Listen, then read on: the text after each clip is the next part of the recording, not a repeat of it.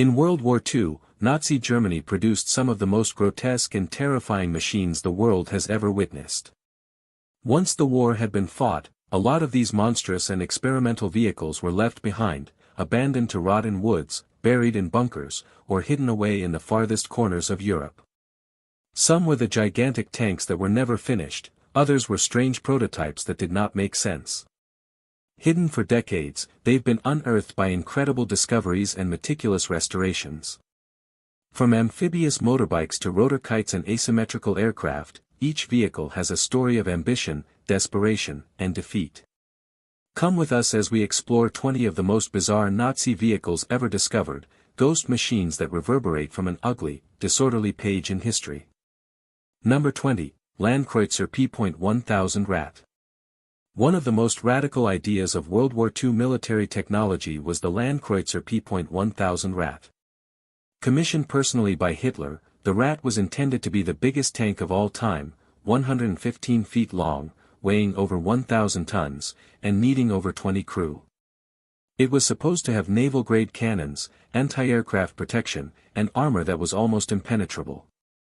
But it never got past blueprints and unfinished components. The size of the tank rendered it unworkable, it couldn't fit on most bridges and roads and burned gas at unsustainable levels. It was a giant, lumbering target, particularly from the air.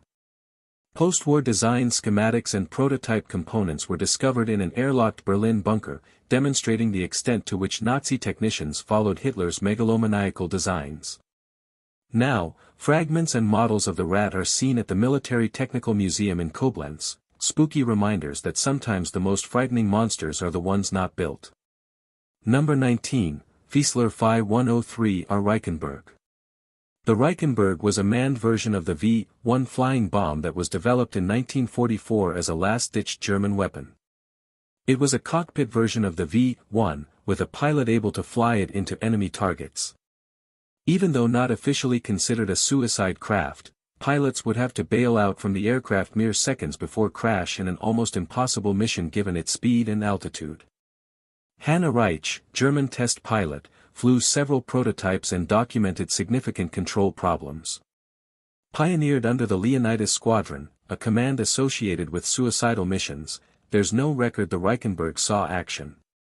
Post-war, incomplete examples were discovered in Dannenberg and Nordhausen factories. Now, one is on display in London's RAF Museum. Number 18, Kugelpanzer. One of the oddest-looking Nazi vehicles of all time, the Kugelpanzer, or ball tank, was taken by the Soviets in Manchuria. It looked like a metal sphere with two giant wheels and a small rear stabilizer, with no armament and just a vision slit. It was probably intended for close-range reconnaissance or communication. Its sole known unit had been sent to Japan and possibly put into service by the Guangdong Army.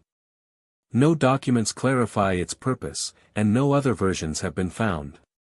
Now preserved at the Kubinka Tank Museum in Moscow, it remains unrestored and mysterious, a puzzle left unsolved by history. Number 17, Messerschmitt Me 323 Gigant.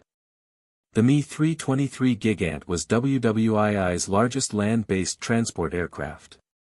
Based on a glider model, it featured 6 engines and could carry 10 to 12 tons of cargo or 120 soldiers.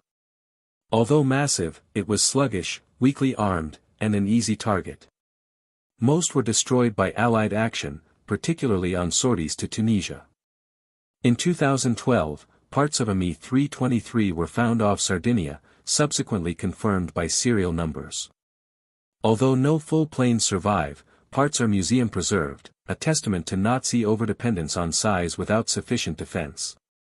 Number 16, Panzerkampfwagen 8 Maus. Designed by Ferdinand Porsche and approved by Hitler, the Maus was the heaviest fully enclosed tank ever built at 188 metric tons. Armed with a 128 mm main gun and a 75 mm secondary, it was nearly impenetrable. But it was slow, bridge-crushingly heavy, and vulnerable to air attacks. Only 2 prototypes were made.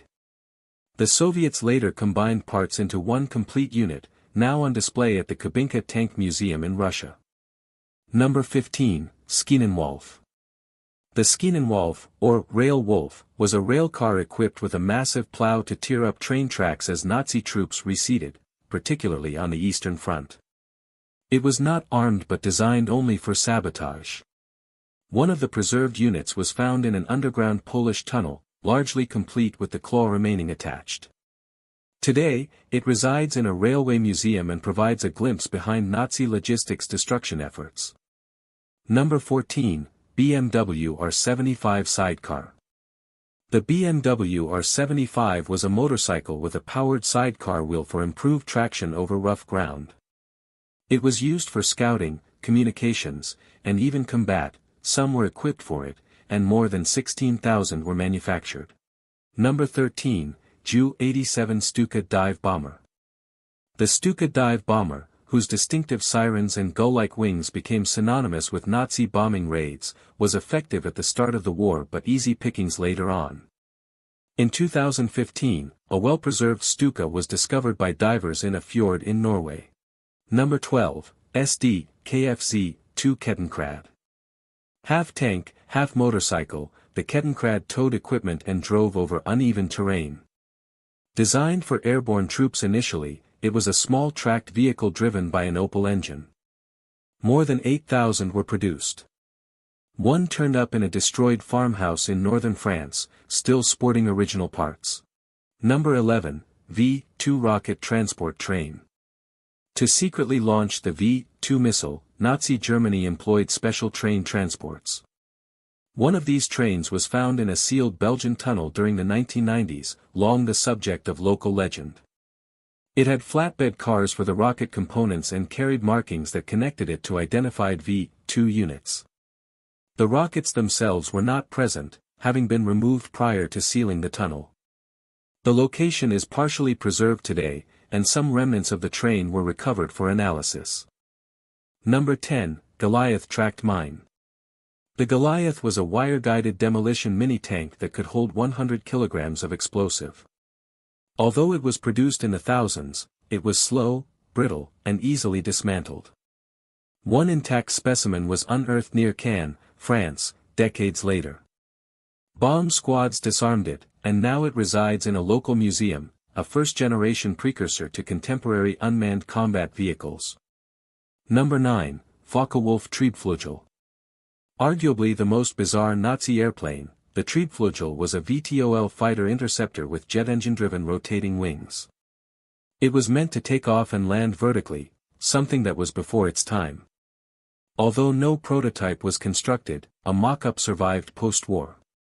Subsequent research indicated that it would have been almost impossible to control. Nevertheless, full-scale models do survive, demonstrating the aerospace advancement of Nazi Germany. Number 8. Tatra T-87. This smooth Czechoslovak vehicle, with its streamlined body and rear-mounted V8 engine, was highly sought after by Nazi officers. Ironically, it was accused of causing several deadly crashes because of its high speed. It was abandoned in masses in Eastern Europe after the war. Although not a military vehicle, its styling and dark history make it historically significant. Some of them have been restored and are now collectors' treasures. Number 7. Dornier Do 335 File. The Do 335 was among WWII's fastest piston engine planes, with front and rear propellers in a push-pull configuration. Capable of 470 miles per hour and equipped with advanced tech like an ejection seat, fewer than 40 were made. One was brought to the U.S. and restored by the Smithsonian. Another incomplete frame was later found in Bavaria, confirming its limited production. Number 6. Volkswagen Schwimmwagen. This amphibious variant of the VW Kübelwagen was sealed, paddle-wheeled, and had a folding propeller. More than 15,000 were produced and utilized for reconnaissance, particularly on the Eastern Front.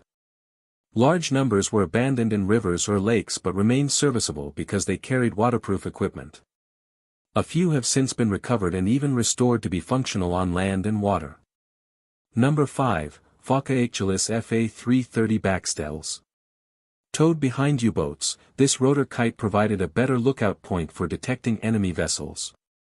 It was not a helicopter but harnessed the motion of the sub to make the rotor spin. Approximately 200 were produced, but none were used because it posed the risk of surfacing. One surviving unit, discovered in the 1970s, can now be found in the Smithsonian. Number 4, Blohm and Voss BV-141. This recon aircraft's asymmetrical design, with the cockpit offset to one side, looked bizarre but worked. Around 20 were built before engine shortages halted production. None survive today, though detailed photos and technical notes remain. Number 3, Borgward 4. Bigger than the Goliath, the Borgward 4 was a radio-controlled demolition tank that could release its payload and fall back. About 600 were produced, but most were destroyed in action.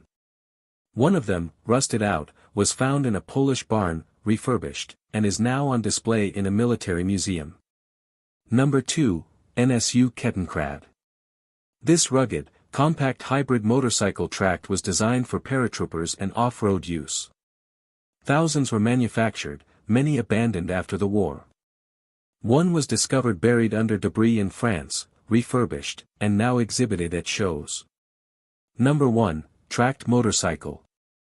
The NSU Kettenkrad, combining motorcycle maneuverability with tank mobility, provided a perfect solution to mobility challenges. Despite being overshadowed by its bigger counterparts, its rediscovery is evidence of how extremist Nazi Germany experimented with unconventional transport solutions.